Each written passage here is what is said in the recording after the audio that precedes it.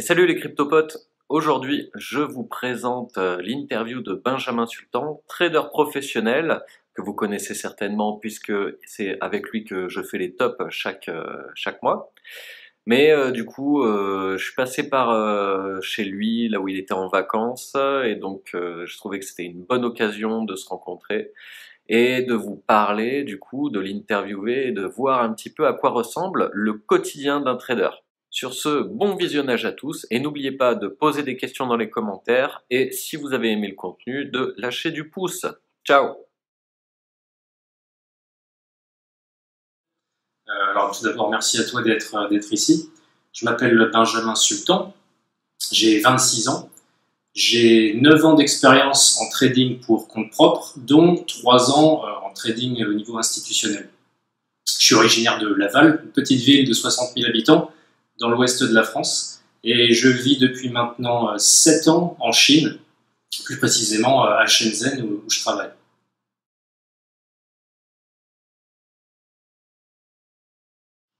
Alors tout d'abord, ce qu'il faut savoir, c'est que à l'origine, je voulais pas être trader. Depuis que je suis tout petit, j'avais un objectif, c'était de devenir pilote de chasse. Donc je m'étais vraiment mis ça en tête, que j'allais être pilote de chasse plus tard. Et un jour, l'ophtalmo a cassé mon rêve en me disant que c'était mort, c'était pas possible parce que j'avais pas une vision assez bonne. Donc en fait, voilà, il m'avait cassé mon rêve. Mais quelques temps après, je me suis découvert un certain intérêt en premier lieu pour la finance. Comment? Eh bien, je voyais souvent mon père, qui d'ailleurs à l'époque boursicotait un petit peu, il regardait souvent Bloomberg à la télé. Et le fait de voir Bloomberg et les tickers défiler tous les jours, etc., ça a suscité mon intérêt. Et je lui demandais, mais pourquoi le prix là, de tel, je ne sais même pas que c'est des actions, le prix de tel truc, il est différent de celui d'hier. Donc il m'a expliqué les principes de base de la bourse. Et en fait, ça a vraiment suscité mon intérêt. C'est même devenu une passion. Du coup, je lui ai demandé de m'en enseigner un peu plus. Il m'a expliqué comment fonctionnent les carnets d'ordre, les tailles de position, le principe d'action, d'acheter, de vendre, etc. Et j'ai vraiment découvert une passion pour le trading. Et j'ai commencé à l'âge de 15 ans le trading en simulation pour compte démo. À partir de là, j'étais au lycée à cet âge-là. J'ai fait un bac scientifique. Et après mon bac scientifique, j'ai décidé de poursuivre donc des études dans la finance. Et c'est d'ailleurs là que je suis parti à Dalian, dans le nord de la Chine, pour faire 4 ans d'études en spécialité finance. Alors, ce qu'il faut savoir, c'est que quand on fait des études de finance, on n'apprend pas le trading en lui-même. Alors, je sais que maintenant, il y a des universités qui proposent des cours, par exemple, d'analyse technique, etc. Mais en règle générale, à l'université, on va apprendre comment fonctionnent les marchés financiers, quels sont des principes de la finance internationale et de l'économie, etc. Mais on ne fait pas de trading en lui-même. L'analyse technique, psychologie, gestion du risque, ça, c'est pas forcément enseigné dans les universités.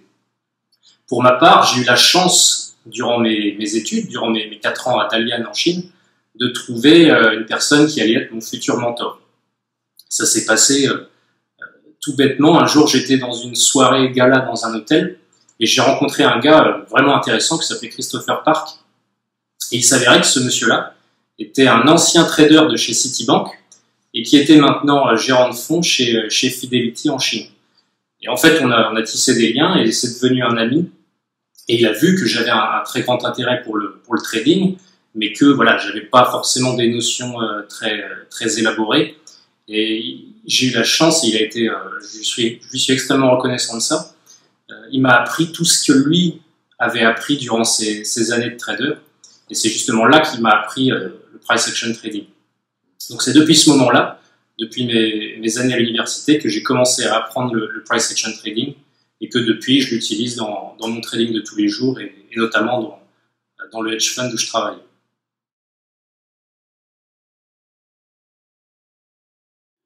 Je sais qu'en France, les gens se basent uniquement sur sur l'école, le diplôme en finance, etc. Quelqu'un qui veut être trader de banque ou trader dans un fonds spéculatif, il va falloir qu'il ait au moins le master en école de commerce. Et ça limite tout de suite les options. Parce qu'il y a des gens qui, en fait, vont avoir de très bons diplômes, mais qui en fait n'auront jamais vraiment la capacité à devenir d'excellents traders, parce que ça n'a rien à voir avec l'intelligence. La capacité à analyser des marchés, etc., ça, quasiment tout le monde peut l'apprendre. Là où ça va vraiment faire la différence, c'est au niveau de la psychologie de la personne. En Asie, c'est différent. Là-bas, ils se fient beaucoup plus au potentiel des gens, et non pas seulement à leur diplôme. Moi, j'ai eu la chance, comme je disais, d'avoir pu être formé en dehors de mes études par ce mentor, ce gérant de fonds de Fidelity, qui m'a appris le price action trading. Et c'est vraiment ça, je pense, qui a fait la grosse différence lorsque j'ai postulé dans des hedge funds. Parce que il y avait beaucoup de candidats qui eux aussi venaient d'universités spécialisées dans la finance, ou qui avaient fait école de commerce. Je crois que durant la phase de recrutement, on devait être 130 postulants, 130 candidats, et ils en prenaient que 4. Donc, ce qui a vraiment su faire la différence pour moi, c'est que j'ai su répondre aux questions techniques en matière de trading comme je pense aucun des autres candidats.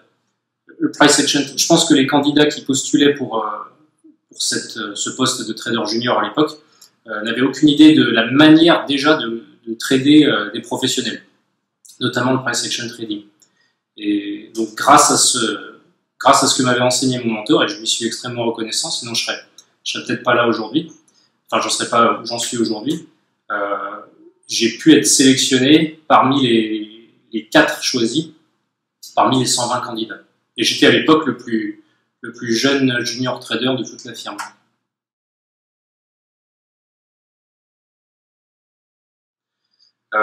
Donc comme je disais au tout début de l'interview, j'ai maintenant 9 ans d'expérience en trading pour compte propre. Ça ne veut pas dire pour autant que pendant ces 9 ans-là, je gagnais de l'argent et que j'étais un bon trader. Beaucoup de gens se font de mauvaises idées quant à combien de temps il faut pour avoir un bon niveau de trader professionnel.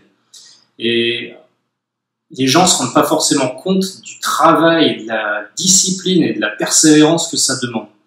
Et pour démarrer de zéro, ou alors de brèves connaissances comme moi j'avais, pour arriver au niveau professionnel, ça demande minimum, je dirais, plusieurs années, aux alentours de 3-4 ans minimum.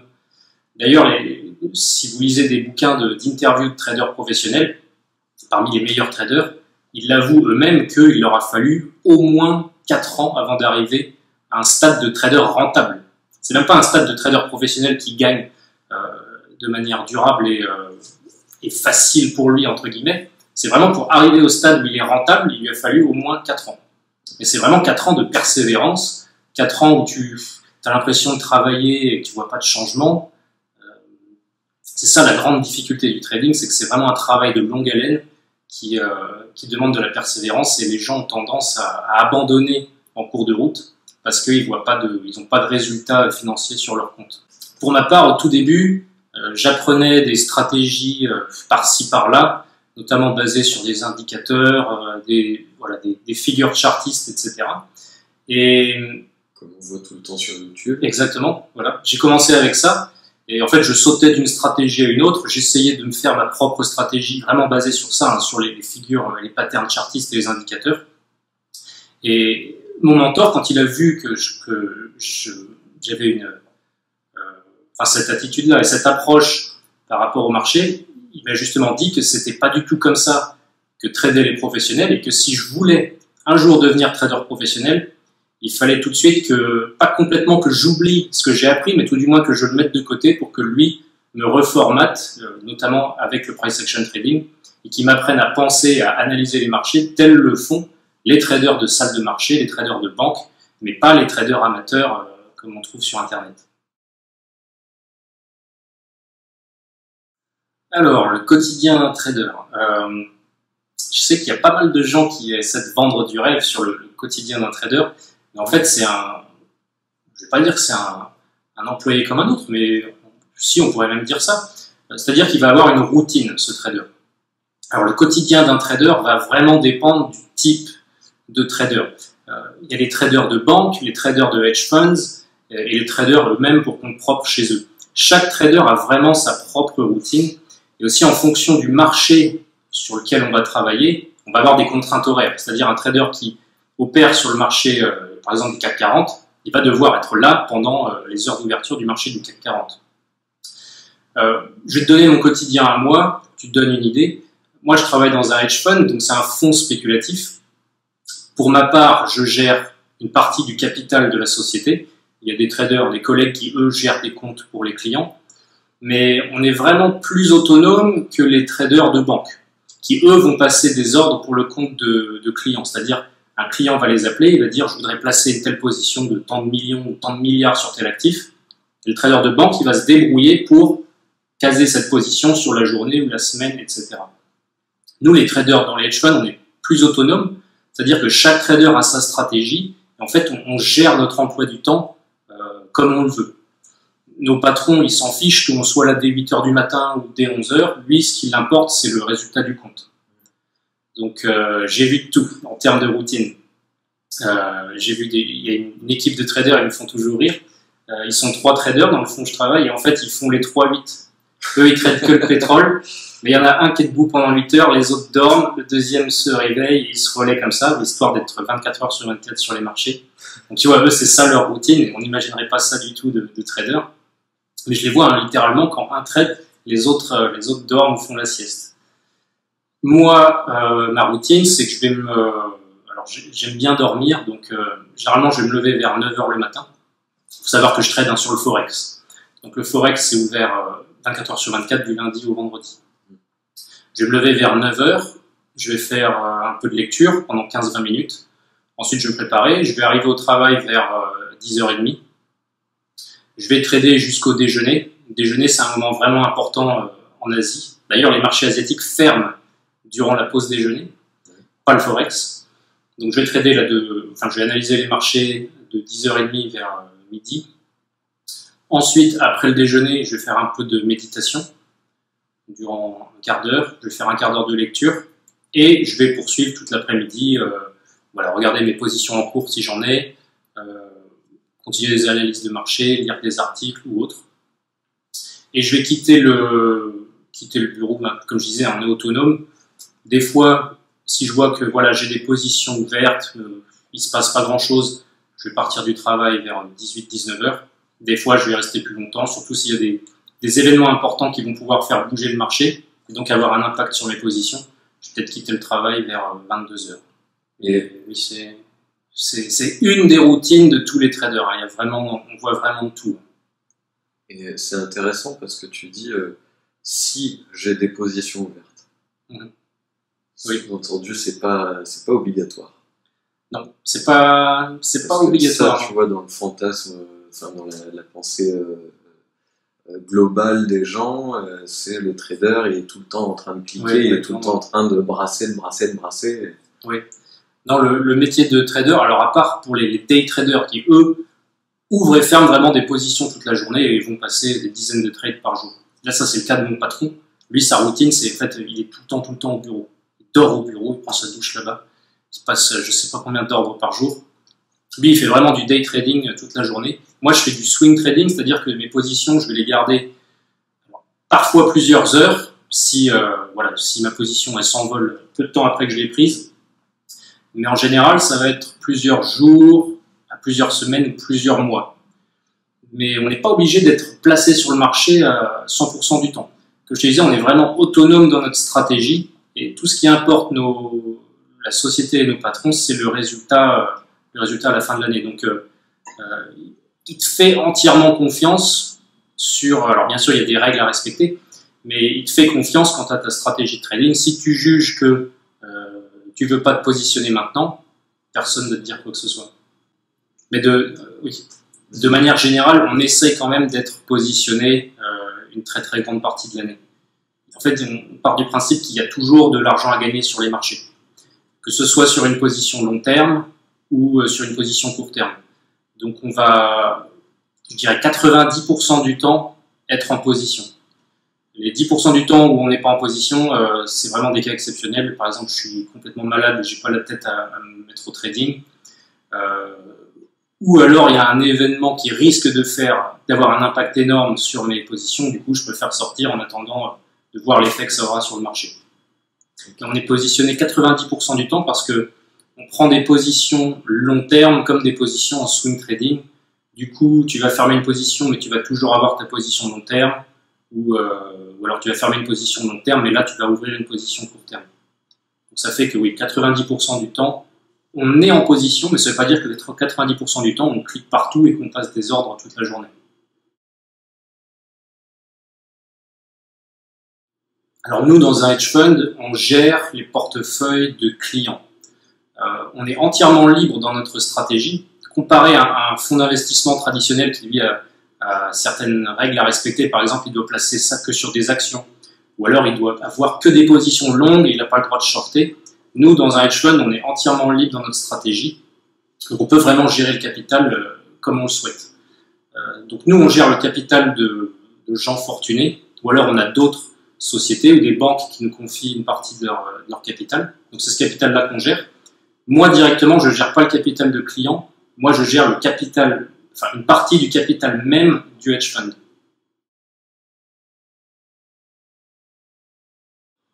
Alors, c'est une bonne question aussi.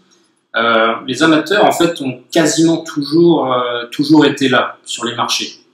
Alors, c'est de plus en plus vrai depuis les années 90 et les années 2000, maintenant qu'il y a beaucoup de sociétés sur Internet qui proposent des services ou des logiciels sur les amateurs. C'est là qu'on a vraiment vu ce nouvel afflux d'amateurs. Mais des trucs comme ça. Exactement, oui. En fait, les institutions et les traders professionnels se soucient pas du tout de ce que font les amateurs.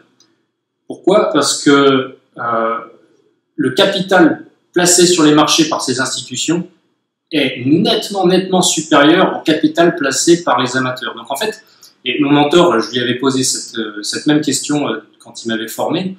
Il m'avait donné une bonne analogie. Il m'a dit qu'est-ce qui est mieux pour le gros lion dans la savane? Est-ce que c'est d'aller chercher plein de petites souris pour se nourrir? Ou alors est-ce qu'il va essayer justement d'attaquer un gros sanglier qui va pouvoir le nourrir pendant des jours ou des semaines? C'est le même principe sur les marchés en trading. On a beaucoup plus à gagner en allant essayer de prendre les capitaux d'autres sociétés de grosse taille plutôt que d'essayer de piéger les petits amateurs par-ci par-là. Okay. Ils n'ont pas vraiment d'impact sur les marchés. Ils ne peuvent pas faire bouger les marchés eux-mêmes, tu vois. Okay. Tous ces mouvements impulsifs, ces pumps, etc. qu'on voit sur les marchés, la très grande majorité du temps, c'est causé par des institutions.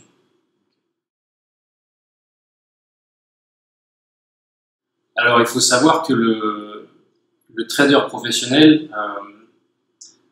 une des caractéristiques qui fait qu'il n'est pas du tout similaire à un amateur, c'est que premièrement, il a beaucoup plus confiance en lui. Le trader amateur, il va hésiter. Et une erreur que font beaucoup de traders amateurs, c'est quand ils ont par exemple une série de trades perdants, ils vont penser que c'est leur stratégie qu'il faut remettre en cause. Et donc ils vont sauter de stratégie en stratégie comme ça va marcher un temps. Ensuite, il va y avoir une série de trades perdants. Ils vont se dire, ah bah ça marche pas en fait. Ils vont passer d'une stratégie à une autre sans jamais vraiment se perfectionner et persister sur une seule stratégie. Lui, le trader professionnel, il le sait que sa stratégie, elle fonctionne. Donc il a beaucoup plus confiance en lui et il sait que sa stratégie, elle fonctionne sur le long terme. Donc c'est ça, il est aussi beaucoup plus patient que le trader amateur. Le trader professionnel, lui, il est vraiment là pour gagner de manière durable sur le long terme. Et il y a d'autres choses qui font qu'un trader professionnel est différent d'un amateur, c'est que, et ça c'est peut-être une des choses les plus importantes, c'est que le trader professionnel, sur chaque position qu'il prend, il accepte le risque. C'est-à-dire qu'il accepte d'avoir le tort ou de perdre. Et ça, c'est un très gros problème des traders amateurs qui paniquent facilement quand une position est perdante et qui en fait ne gèrent plus du tout le trade de manière logique, mais ils le gèrent en fait, enfin c'est même pas eux qui le gèrent, c'est leurs émotions, c'est ça. Lui, le trader professionnel, il accepte complètement la perte. Pourquoi? On en revient à ce que je viens de dire avant, parce qu'il sait que sur le long terme, sa stratégie est gagnante. Donc il sait qu'il peut avoir une série de pertes. Le résultat de chaque trade, il ne connaît pas à l'avance, c'est complètement aléatoire. Ce qu'il sait cependant, c'est que sur un grand nombre de trades, il sera gagnant. Et dès lors, même si un trade est perdant, 2, 3, 4, 5, 6, etc. d'affilée, il sait que ça fait partie, c'est les lois mathématiques, c'est comme ça, c'est inévitable, mais il ne perd pas son sang-froid pour autant, il ne passe pas sur une autre stratégie, et il ne remet pas en cause sa stratégie ou ses compétences.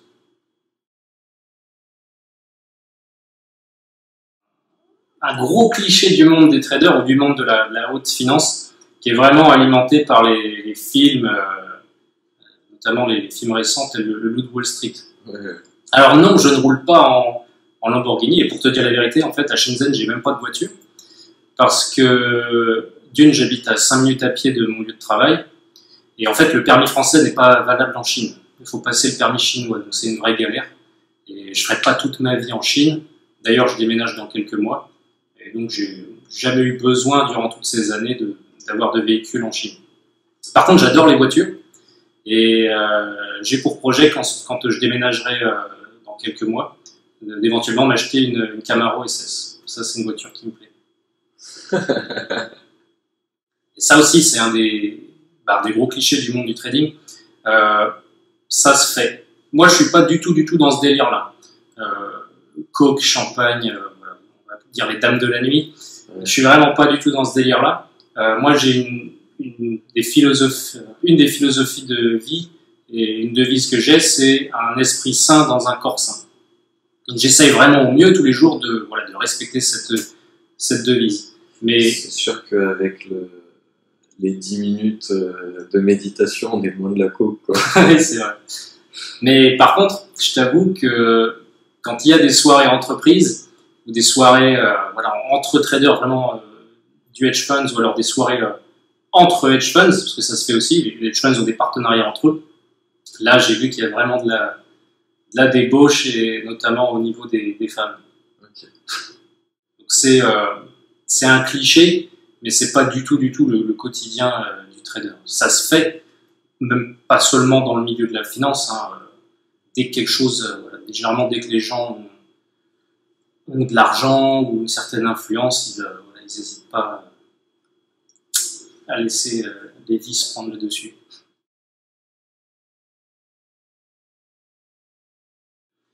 Oui, en fait, donc ça fait maintenant 7 ans que je suis en Chine, mais je prévois de quitter la Chine et d'ailleurs arrêter mon travail en tant que trader dans ce hedge fund à Shenzhen. Je prévois de déménager à Saint-Pétersbourg dans les 3 mois à venir pour justement démarrer mon propre crypto hedge fund. Donc gérer des capitaux uniquement dans la crypto-monnaie. Ça a toujours été mon rêve depuis que, enfin, pas toujours été mon rêve, mais depuis que je suis vraiment passionné de finance et que je voulais faire du trading professionnel, mon objectif, ça a été de un jour avoir mon propre hedge fund et gérer ma propre firme, gérer mes propres traders. Donc c'est ce que j'entreprends de faire une fois à Saint-Pétersbourg. Donc là actuellement, je suis revenu en vacances en France. Je prends des vacances par rapport au hedge fund à Shenzhen. J'y retourne d'ailleurs dans 2 semaines et demie. Et là, je suis revenu en France pour notamment mettre en place la société Cryptelite, dont tu connais la chaîne YouTube, elle aussi nommée Cryptelite. Et cette société-là, c'est une société de formation et de conseil en investissement sur les crypto-monnaies. Donc, on fait de la formation au trading, peu importe le niveau de la personne. Je vais former cette personne telle mon mentor, lui, m'a formé au price action trading. Et ça, c'est vraiment une méthode de trader qui est similaire aux professionnels des salles de marché et les traders qu'on retrouve dans les hedge funds ou dans les banques. Donc voilà, je fais de la formation à l'investissement et au trading en formant au price action trading. Je fais aussi du conseil en investissement pour toutes les personnes qui souhaitent diversifier leur capital, que ce soit sur la crypto-monnaie là ou alors sur d'autres actifs tels des actions, des matières premières, des ETF, etc. Je suis aussi très compétent pour pouvoir conseiller ces personnes. Et enfin, on propose aussi un service d'alerte de trading, car dans mon travail, dans le hedge fund, moi je trade le Forex. Par contre, pour mon compte perso, j'ai pas forcément le droit de trader le Forex. Donc ce que je fais, c'est que je trade les actions ou la crypto-monnaie. Donc dans le cadre de Cryptelite, notre service d'alerte de trading permet à nos clients de savoir tout ce que je fais en direct. Donc dès que je prends une position, que ce soit à l'achat ou à la vente, ou une position que je prévois à l'avance, eh bien j'en informe tous mes clients. Ça leur permet en fait de répliquer tout ce que je fais sans avoir à faire le travail d'analyse en amont, sans avoir à forcément connaître le price action trading, où on a des personnes qui en fait ne savent pas du tout trader, mais qui savent répliquer mes trades Et donc, ça leur permet d'avoir une performance similaire à la mienne, sans pour autant être trader professionnel. Ok. Bah, écoute, je te remercie. C'est moi qui te remercie. Avec plaisir.